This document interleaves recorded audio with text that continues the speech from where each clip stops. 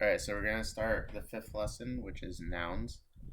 As usual, we're going to start with the baby version of the slides, then move on to the big boy versions of the slides. Now, the baby version might seem like it's both repetitious and not related to the topic, but we'll see how it links somehow. So this should be a review. Coptic sentence order. The subject, verb, and object could be put in any order, even though in English you usually have to put the subject first, the verb after it, and then the object last, if there is any. So the example I have here is you are seeing the slides. But in Coptic, any order could work. So in Coptic, you could put the slides, you are seeing it. You could say, are seeing the slides, you, etc. Well, the you one is an exception, but if it were not a pronoun, you could do that. And the way you do that is by using what's called markers, which I hinted at in the introductory lesson, but I did not teach what it was. So markers are used in Coptic to mark what the thing is, meaning if you were to translate it into English, it usually would not have a translation. It tells you what is a subject. It tells you what is the object.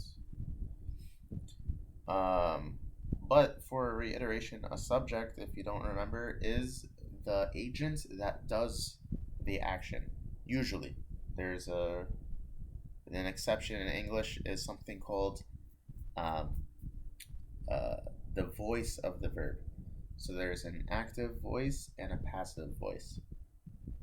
In the active voice, the subject is doing the action, and then in the passive voice, the subject is receiving the action.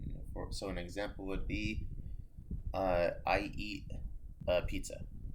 So the subject is I, there. But if I say, because I'm doing the eating, but if I say pizza was eaten by me, the subject in English would still be pizza, even though it's receiving the action. It's not doing the action, but it's receiving the action. So in English, we have active and passive voice, which tells you whether it's doing the action or receiving it. Other languages add a third voice, like ancient Greek has the middle voice. The middle voice is it's both doing and receiving it, which could be confusing sometimes when you try to translate Greek. But in Coptic, the passive voice is pretty much non-existent, meaning usually, we can go over this later if you guys want, usually the subject is always the thing doing the action. Coptic has certain ways of showing the passive voice, but it's by playing around with how active works. I'll explain later if time permits. So that's what a subject is. An object is normally what receives the action. So for the first sentence, I am eating pizza, the object is pizza. But there are two types of objects in English. There's the direct object and the indirect object. The direct object is the thing that is immediately receiving the action, and the indirect object, it's related to the action, but it's not the actual thing receiving it. So an example of that would be, I give Andrew the book. What is being given? The book is being given. So the book is the direct object, and indirectly, the object is Andrew. So those are the terms. So subject does the action, the direct object receives the action, and the indirect object, the action is done to or for that thing. So, for Coptic, if you want to mark what the subject of the sentence is, if the subject is not before the verb, you use nj. That means the verb is there, but the subject is not written yet, and then later on, it says nj something. The thing right after nj is the subject of that verb. And it's always the word after it. So there's no playing around where nj is written somewhere, then you have to look later for the subject. is the word after NJ would be the subject of the verb. For object markers, there are three. There's N and M, and then E. So N and M, they're actually related to each other because they're both shorthands of two other things, which I don't think I have in the slide. They're both shorthands of two different things, but they end up being interchanged when it's abbreviated.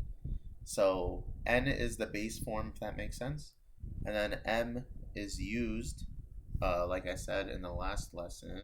M is used instead of N if it's before Oida, me, P, the original pronunciation name, and Psi.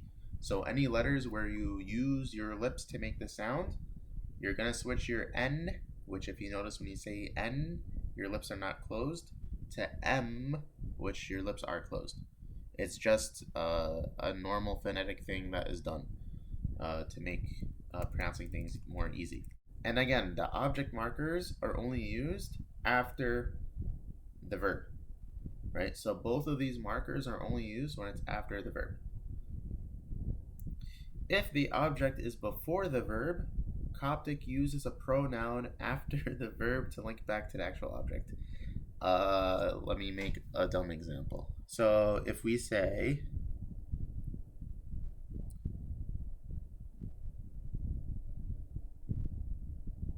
Pigom, the book, I give, TT. So if I just want to say I give the book, right?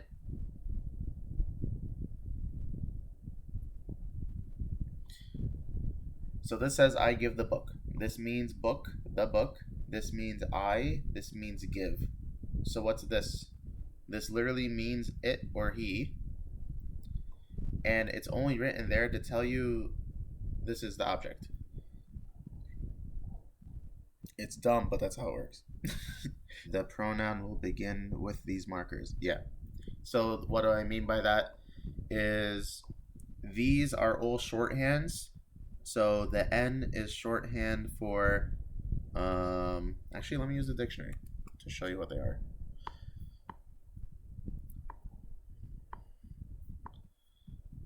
So the N is the shorthand for, I believe it's na, but I don't want to misspeak. Yes. It's a shorthand for na. And if you guys remember from last time, those double equal sign, that means you're going to shove one of these at the end. So if I want to say to you, right? Let me finish reading the definition. So this is the preposition for the dative. The dative is a fancy word for the indirect object. And he defines what the dative means. It means to or for. So to or for something. So if I want to say to you, if I'm talking to a guy, that'll become nak. Nak. If I want to say to him, it'll be naf. If I want to say to her, it'll be nas. If I want to say to us, it'll be nan. Sometimes it's not the dative, or it doesn't function like the dative. Sometimes it could function like the direct object instead of the indirect object. So an example of that would be pity us in Coptic would be nainan. Because it could also mean have mercy for us or have mercy to us, but we always translate it as have mercy on us. But it could also just be pity us, nainan.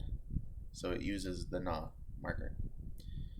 Now notice when it has the n dash, that means it's n and then a noun is following right after it. But the equal sign is saying it's na, then a pronoun. That matters because sometimes what's in the dictionary isn't everything, which is why you have to go through these lessons to learn what's happening. If there's just an N with a dash, that could very easily just become an M based on the rules we said earlier. If it's before a sound that has your lips closed. The other example is emmo. Emmo is where we get M from, but here it's written as N because the N and M are really interchangeable, if that makes sense.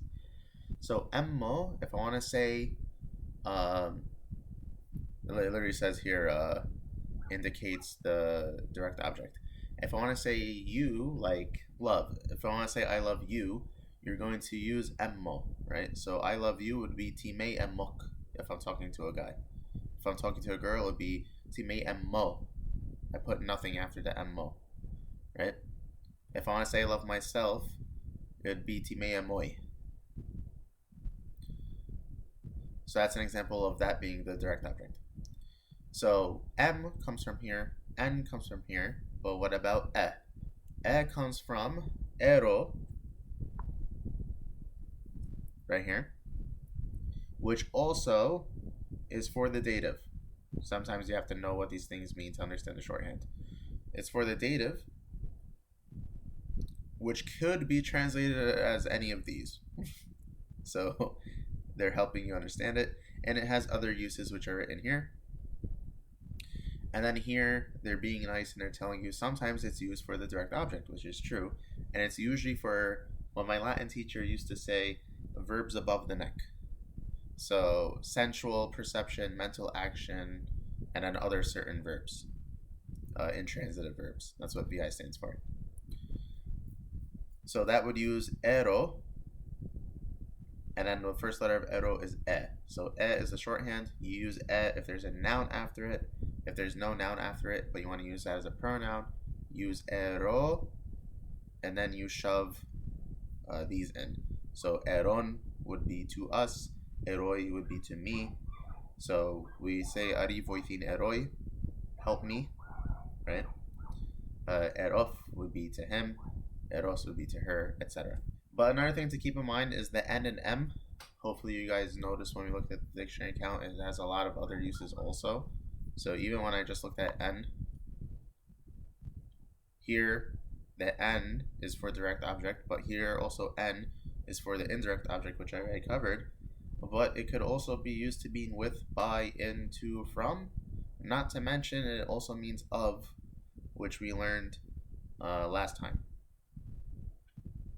in the last lesson. So that's what this slide is saying. It's saying two of Coptic object markers N and M are multi-purpose. They can be used for many things, including of, connecting the adjective to its noun. So whenever there's an adjective next to the noun, we would put either N or M next to it, depending on what sound it starts with. It could act as the word and, usually N. M usually when I mean and. Usually with verbs. And then sometimes it is used to make the verb negative. So a way to say I do would be tiiri. And then to say I do not do, you could either say tiiri on or en tiiri on. So that addition here is just to make this negative. But this is always necessary in this specific tense. Some tenses use different things. Lesson 5, nouns. We did discuss nouns prior. If you guys remember, we discussed it twice so far. We discussed it in the introduction with the word order, which makes sense. That's why the baby version starts with the word order. And we also mentioned it when we got to articles, because the articles always have to be with nouns. So nouns are person, places, things, or ideas, and they could be either the subject or the object. And object here being the direct object, the indirect object, or the object of a preposition. Prepositions are words like in, on, under, before, after, etc. It's usually something about time or space. So I gave him the notebook with a pen. The predicate includes 3 nouns, all of which are objects, but they're different objects. So the direct object immediately receives action, like I said. Indirect object indirectly gets it, either to or for. And the object of the preposition is in the prepositional phrase. So with this specific one, I gave him the notebook with a pen. So what was given? The notebook was given. So the direct object is the notebook, which is why it's red here. It was given to whom? It was given to him, which is why it's indirect object. The word with is a preposition. So the preposition always takes a noun with it. and that noun becomes the object. So the object of the preposition in this sentence is pen, which is why it's orange in this sentence. In Coptic, the nouns are almost always preceded with a determiner. And we covered two determiners in the lesson so far. We covered the article, meaning either a or the, and then we also covered the possessive determiners and the demonstrative determiners, meaning my, your, his, her, its, our, your, their, and this, that, these, those determiners. Luckily for us in Coptic, most nouns do not have a plural form. So in English, if we want to make it plural, we just add an S at the end. If it's Italian, if you guys take Italian, you change the ending of the word. But in Coptic, most of the time, it's the same thing. And you guys saw in the example we covered before I started recording, the word for baker in Coptic, even though there is a plural form, the dictionary clearly says you could also use the singular as a plural. So we learned prior, if I just want to make it plural, I can add the word han, or the prefix han. So you could say han amriyu, or just han amre, and it's understandable that you're saying bakers as opposed to baker, even if you don't change the ending. But there are some words where the plural is a strict plural. And these are 4 examples that are relatively common. So king is uro, but kings is urou. Heaven is fe, heavens is fiui. Yot is father, singular, and fathers is yoti. Son, brother, singular. Sneu, or sniu, used to be pronounced now. So son snau is the plural for brothers. So these are just some exceptions. If you're not sure about the exception, you can always use a dictionary. But usually there is no plural for most nouns. You just put a plural determiner. So relevant markers. Markers are often not translated, but indicate the case of the noun. Case of the noun means how the noun is used. In other languages, the case of the noun would change how the noun ends. And if we go back here, the dative is a case. It's a grammatical term for a specific case that means the indirect object. There is also a term for the direct object, but they chose not to use the term here for whatever reason. In Coptic, I don't like using the terms for those cases in Coptic because while functionally that's what's happening, when you're looking at it from a surface level, they're just prefixes thrown to things. So the subject marker, like I said before, is nj. Object marker is either n or m. I put the slash there because they're interchangeable. And then e for certain verbs, which I mentioned before are the verbs above the neck. So adjectives, we discussed before, adjectives are words that describe nouns. So since we're talking about nouns, we might as well start talking about adjectives. If there is an adjective, we would put it after the noun in Coptic. There are a few exceptions, which I'll get to in a second. You put the adjective after the noun, but to show that you're connecting that adjective to the previous word, we use our favorite marker, N or M. And it looks exactly the same as the shorthand of and the object markers. These are a few exceptions that are relatively common, so it's good to make note of them. For whatever reason, the words for big and small in Coptic, they act like the noun, and then the thing they describe become adjectival in some way. I do not know the reason why or how that happens, but that's just what happens in Coptic. So, for example, here, unishti and mysterion means a great mystery. Nishti means great. Mysterion means mystery. based on normal adjective, Coptic, etc. things, you would expect something like U mysterion en nishti. But for whatever reason, nishti becomes the quote unquote noun, and then mysterion would be the adjective. And you might be thinking, well, can't you say it's a mysterious greatness? Even though that's what it looks like based on the word order, that's not what it means. It means great mystery. It doesn't mean a mysterious greatness. So, great and small, the word for small is kuji. So small is kuji, and great is nishti.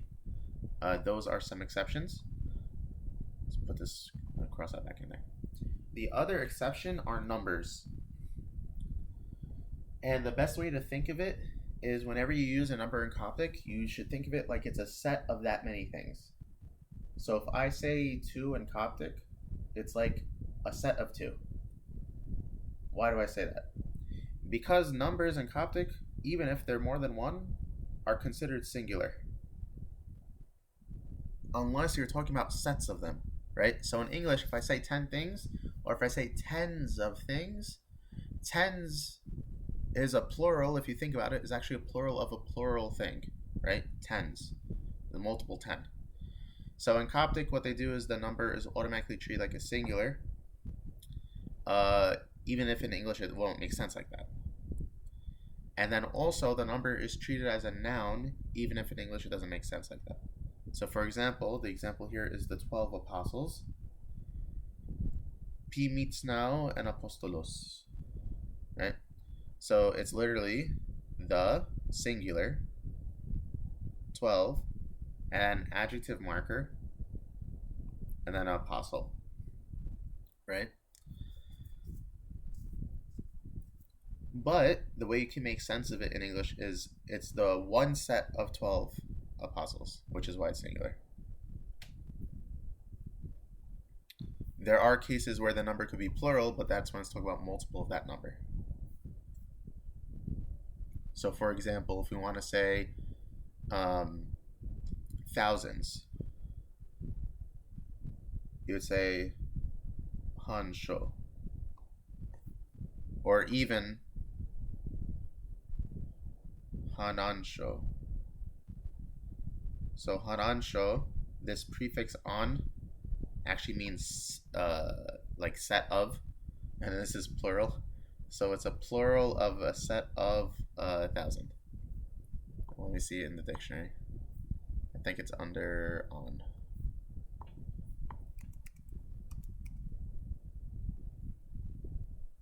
Yeah. On, or even anon, they forgot to put the font here, is a prefix for collective in numerals. So ansho is like a collection of 1,000.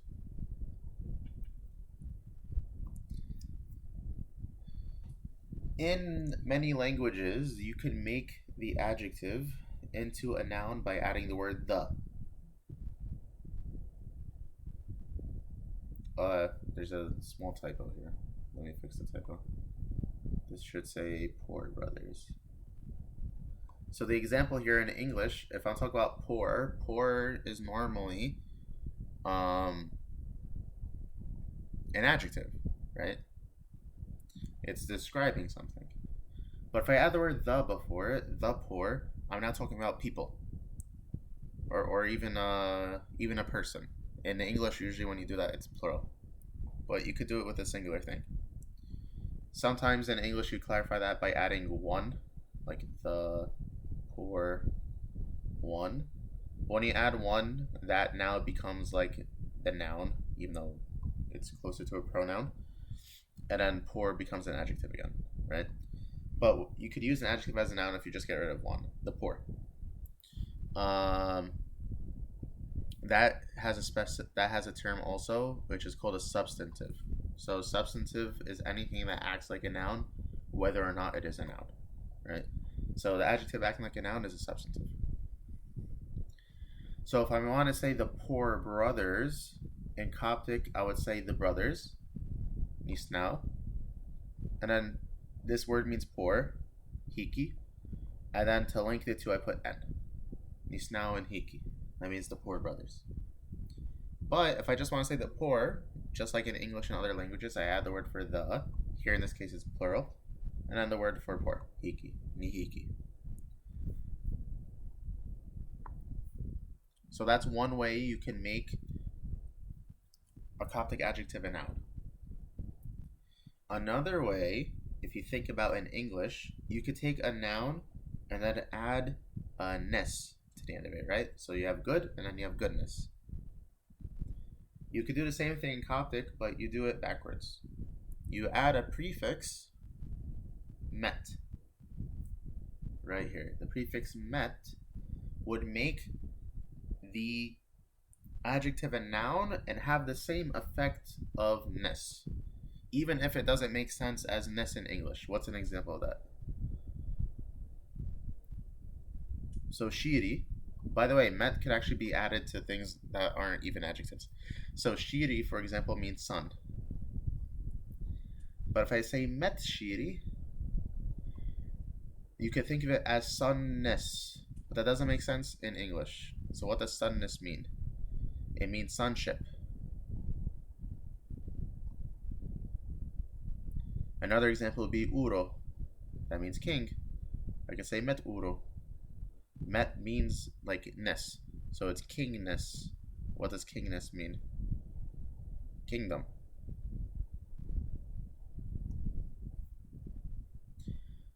But for when it's adjectives, it's usually more clear. So for example here, the word for good, agathos, which is a Greek loanword. If I want to say goodness, I say met agathos. And then almost always this prefix met, for whatever reason, makes it feminine. So even though king is masculine, the kingdom would be feminine. So timet uro would be the kingdom. Sonship would be timet shiri. Goodness would be feminine. Timet agathos.